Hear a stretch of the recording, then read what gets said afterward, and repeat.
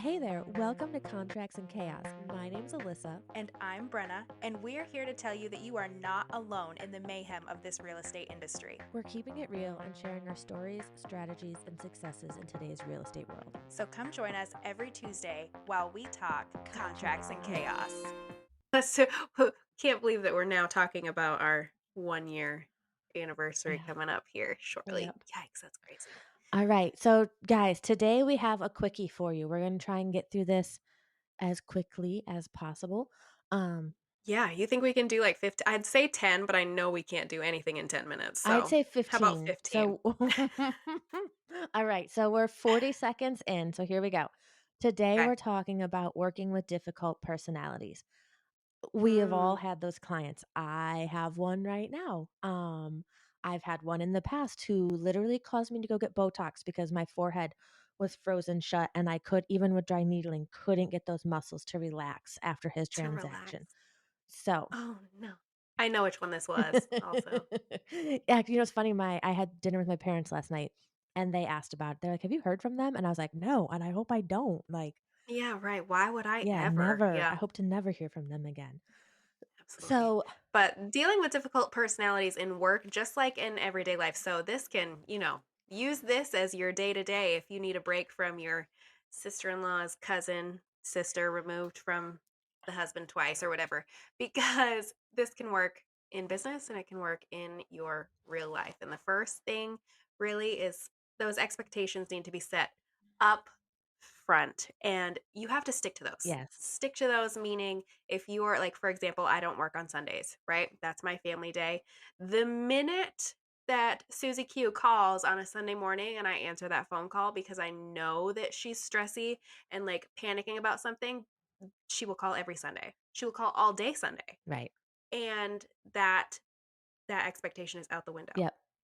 They need, and we'll talk about that too because that's another one, clear boundaries and expectations. Let them know when they're going to hear from you. Let them know how they're going to hear from you. Is it going to be a call, a text, an email, those kinds of things?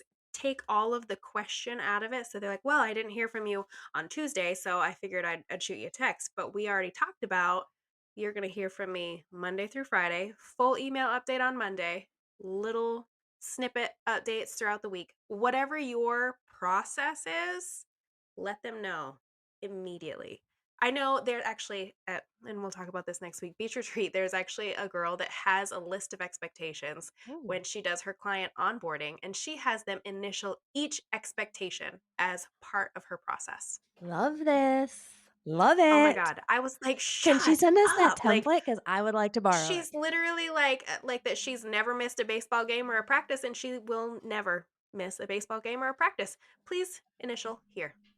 Yeah. No, I love that. That might I be was like, my that's afternoon activity crazy. today. I Mhm. love Mhm. that. Love it. Like, and one of my expectations, like I say clearly, is like, I'm not available first thing in the morning. Like, I'm not. That's just not who I am. I'm not an early riser.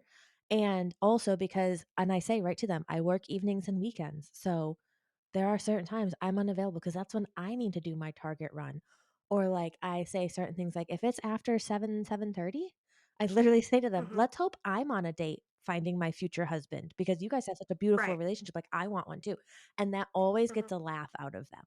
And they're like, "Oh, Mhm. haha." I said, "And if I'm home watching a movie and I happen to have my computer out, I'll pull it up. But otherwise, like I'll talk to you in the morning. Like I'm not." I said, "And you Yep. can text me, you can call me. Leave me a voicemail or a text. I'll respond during my business hours." So I think that definitely Yep. helps. I think the other thing is like if this is someone who's getting heated or is panicking or very nervous, and this goes, you're gonna laugh. This goes back to my training as a child. My dad is an emergency management coordinator, and my best friend will tell you I'm the calmest person in the craziest storms. He smacked his head on my ceiling fan a couple weeks ago. There's blood gushing everywhere. He's freaking out, and I'm like, okay, hold on. Like, we've got this. Stay calm because while you are the person guiding them through this, this is my favorite line. This is their emergency, not yours. And you Mhm. need to be the calm guiding force.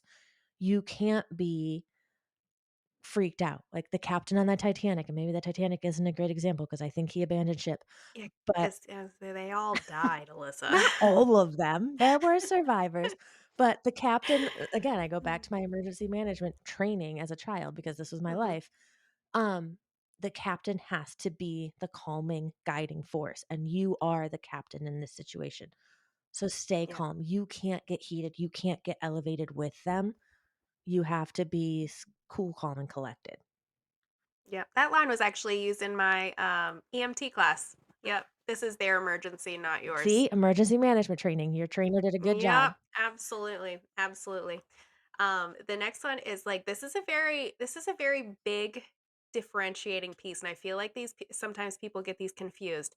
Empathy, not Right. sympathy, And right? I think we should for some people, they may not understand the difference. So, empathy is Mhm, the ability to understand and share someone else's feelings. mhm. Sympathy is the feeling of concern for someone who is going through a difficult time. If you need to Correct, repeat that, correct. scroll back, hit that 30-second back button, and listen to it And again. listen to it again because in these situations, right, they can be panicking about the fact that the appraisal came back $5,000 low, or they realize that the water heater shit the bed and now it's going to have to be replaced before closing, those kinds of things. Empathy is understanding that they are, like you said, it's their emergency, not yours, but not like falling into that hole with them, right? And these all tie together. You've got to be that person that you're like, okay, this is a situation and we are gonna fix it. I understand how this looks. I understand how you're feeling, but let's and this is gonna tie right into our step four. Let's focus on the fix. Let's work on a solution because if we just talk around in circles of what the issue is and how upset you are about it and how it's not fair and how the appraiser didn't give enough money for your Trex decking back porch, that's irrelevant. We can't do anything about that now. What are we going to do to move forward? And if you come to the table usually with difficult personalities, they're going to pile these problems. It just happens. Problems are just going to be here. And if you come to the table knowing that's how they operate and you're already here with solution A, B, or C, it diffuses the situation really well usually because they're so I don't want to say trying to throw you off your game, but they're so anxious and internalized of that problem that there's no seeing beyond it. And if they see that you're already like, okay, yeah, I understand your concern, how about we A, B, or C? And they're like, oh wow, hmm, okay. Right? Yeah, and take breaks. Like, I feel like we've been stressing this in the recent episodes, but one, for your own mental health, because if you're not taking care of Mm, yourself, you aren't able to take care of others. It's like I feel like I've used this before, and you're gonna say, "Listen, you say this all the time." If you're in the airplane and the masks come down, put yours on first, because if you can't breathe, you can't help other people. And those breaks probably look different to everyone. For me, like after we recorded our mental health episode, and I said it in this episode, and that's not a difficult personality, but it was a stressful situation for me. I mhm. booked time to take my dog for a nice long walk. So maybe yours is go get your nails done, take the dog for a walk, go to your cute coffee shop with your book instead of your laptop. Um, and sorry, take a quick break because if you aren't taking care of yourself, you're going to be useless with stressful situations and rough personalities. Especially if they beat you down. You don't want your forehead to get frozen at all. It hurts. It's really hard to get undone. Mhm. And It's really hard to yeah, fix. No, that's totally true. And I mean, if you're one of those people that also gets heated, like if somebody else is heated and then you're like, "Oh gosh, this really is a panicky situation," you need to take some time before you even go yes. back Yep. to them. Yep.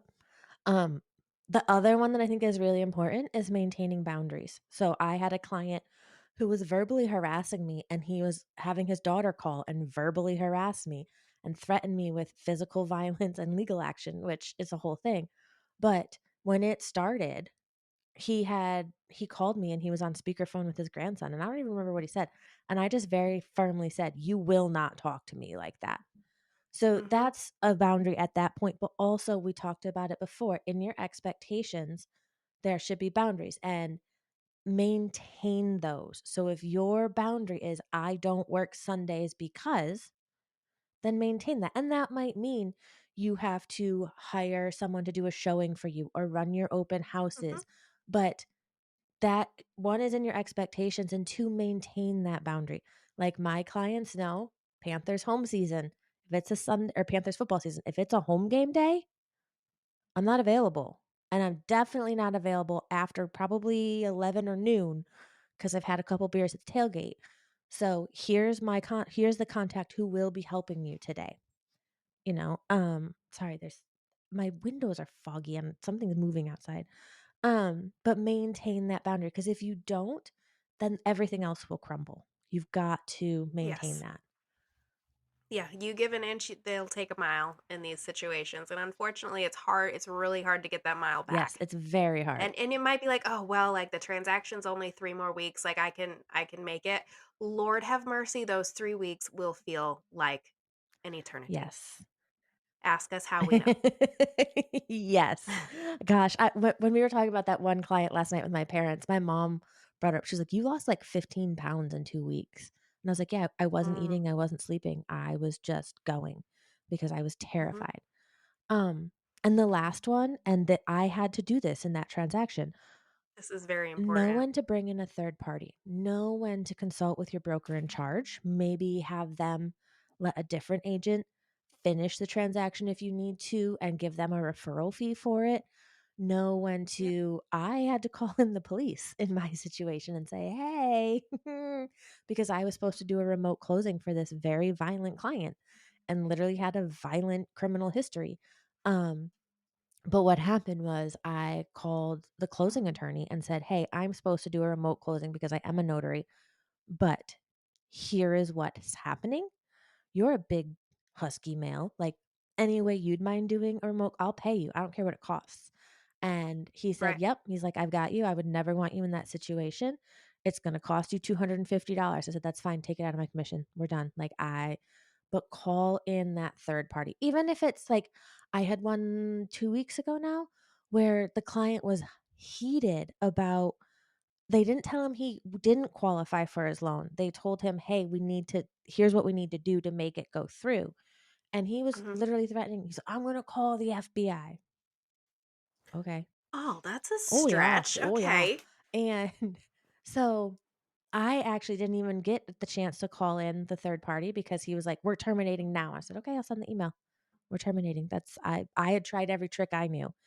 The lender's manager called him, smoothed it all out, and we close tomorrow.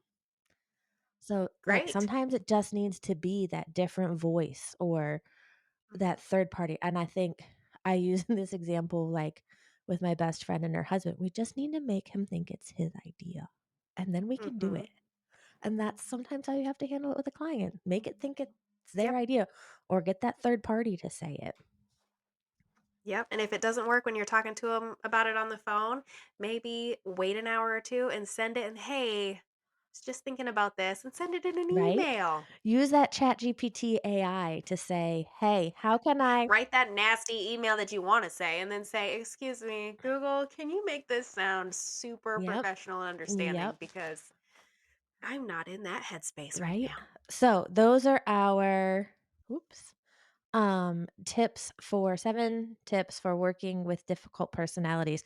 We are 13 minutes and 47 seconds in. We said we would be Ooh, done in we 15. done did So, it. All we will right. see Yeah. you Protect your yes, peace, protect your business, and we will. see you next week. We just finished another episode of Contracts and Chaos, but believe me, the chaos does not stop here. So check out the show notes for our email address and where to follow us on socials, and we will see you next week.